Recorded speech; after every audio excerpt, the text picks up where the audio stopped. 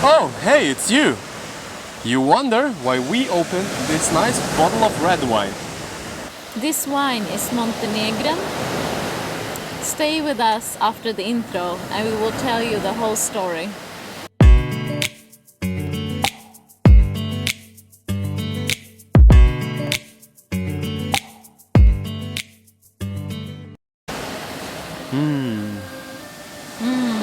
What do we have here? We will enjoy it. Yeah. Classic camper wine.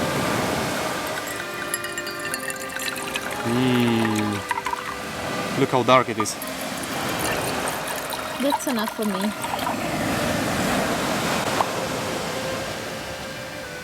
I would say. Skål. Cheers. Our actual plan after the Dolomites was to go to Croatia.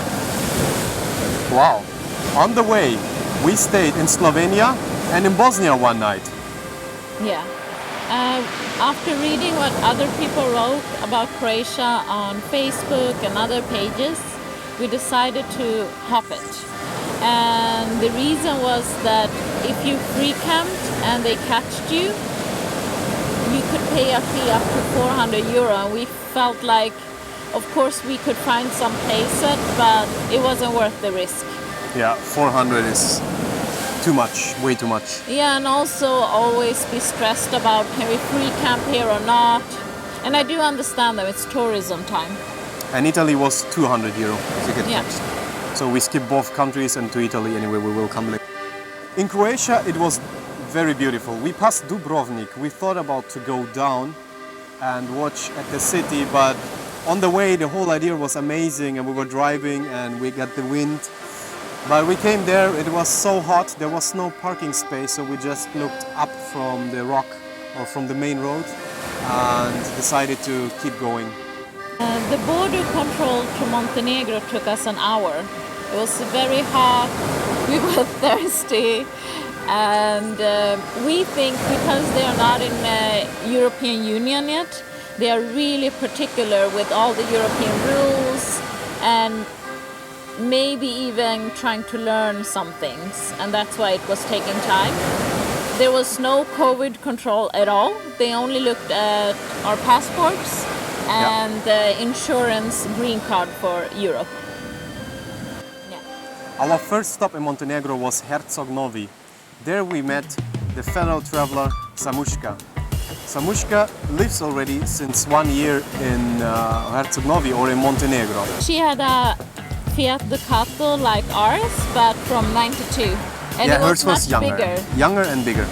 Younger and bigger, but it was very nice that we had similar banner. It was just nice to see the same size of the car from the front, but like what she had behind is a whole apartment and ours is like a tent. Yeah. So we felt like, I don't know, it felt small. So Samuchka wrote to me, I think she saw me on the Vanlife Europe group, and she was very keen to show us some spots. She took us to Vina Beach. We were staying above it, free camp there. We stayed there for 4 days. One of the best things about this beach is that just by going 3 minutes around the corner, you had an access to a public beach.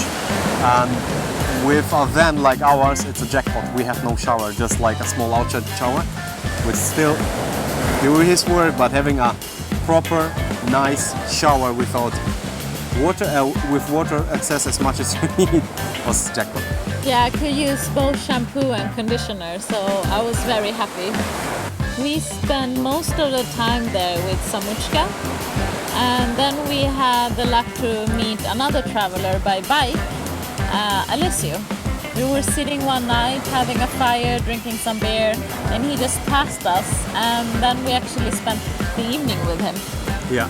Our second stop in Montenegro was Kotor, which is quite popular for tourism, but we didn't care because we anyway stayed off-road. So we filled up all water tanks at a spring where we saw construction workers filling up their water bottles, and there is like a small sign on the side. It was 1920, this spring is running and running, and the locals only fill up their water there. So it was a jackpot for us. Oh yeah, I remember that.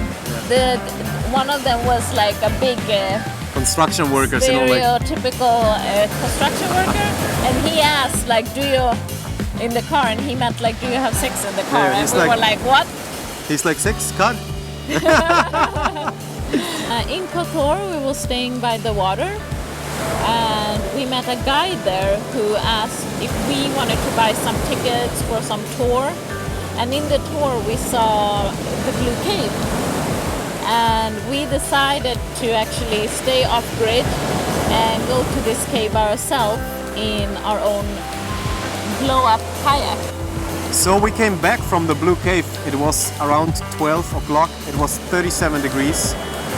We just cooled down, blow down the kayak, take us a quick shower, and waited until the sun goes down and it cools down so we can go to the old time of Kotor. Kotor is an old antique town with alleys and squares, which is surrounded by well-preserved stone walls. Very beautiful, reminded me a bit of Old Town in Stockholm. Kotor's history goes back to the Roman Empire.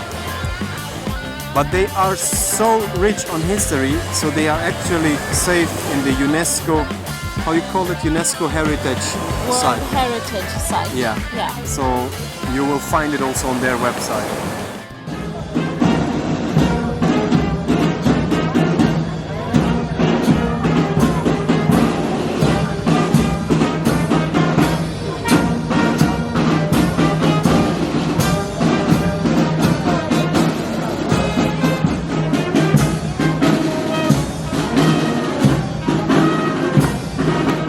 After Kotor, we went to Podgorica. We passed Budva, but we didn't stay there. It's total touristical city, and the locals told us don't go to Budva. It's not Montenegro. We went actually to Podgorica because the fridge started to heat and not to cool anymore. And my thought was that's the capital city. They will have some shops and where we can buy either parts or we buy a new fridge. That was the solution. And but for this also, I'm going to make a video how we repaired actually the fridge. It was quite funny. Yeah. And the second reason for Podgorica was the border to Albania is just I think 25 minutes it was. So easy peasy, Yeah. lemon squeezy. So now to the wine. When we were hanging out with Samuchka, she presented several wines and all of them tasted really good. So we realized we like Montenegrin wine. Yeah, on the way to Podgorica, we spontaneous decided to stop by on a vineyard because of Samushka. We stopped at the vineyard of Murkan. That's the wine's name. There was the son-in-law and the whole family was on a wedding. So the actual wine expert was not there. But this guy was an artist and his historic knowledge was very, very good. Yes. And he took us through the vineyard, served us a few wines, Yeah. and give us the try of all the drinks they had. It was very nice, and we kind of understood each other. And we also bought this wine. But the most interesting was the story about Montenegro, what shocked us. We bought one Chardonnay and one red wine. We call it red wine. We are such big experts about it. So no, the guy told us that Montenegro was 200 years ago. The whole Black Mountains, Montenegro, were actually stone and sandy. There was no greens on it. And the reason is because the most people who lived in Montenegro were living on being shepherd. They were walking with their sheep over the mountains and they eat up all the greens and the nature couldn't recover. But since 180 years, they have also the industry, so the hills became more back to the nature, so they could grow again. And it was amazing to hear about it. So and they're actually green now. Yeah, and since this time also his family produce wine, like as our main business. After we fixed the fridge, we celebrated that by opening the wine of Chardonnay. We drank it up because we were pretty scared that the fridge would break and we wouldn't be able to cool it. Yeah. And what about the red one? You can tell the story about that. So in this bottle of wine, we bought because the guy in the vineyard recommended us to us. So we thought a special bottle of wine need a special reason. And our reason is to hit the 200 follower on Instagram, which we made last week. Yes. Yippee! For those who maybe follow us on Instagram saw that something switched with our car. We are since 3 weeks in this crazy country where we had amazing experience and met amazing people. This country is Albania! This is insane. I think you need a donkey in front.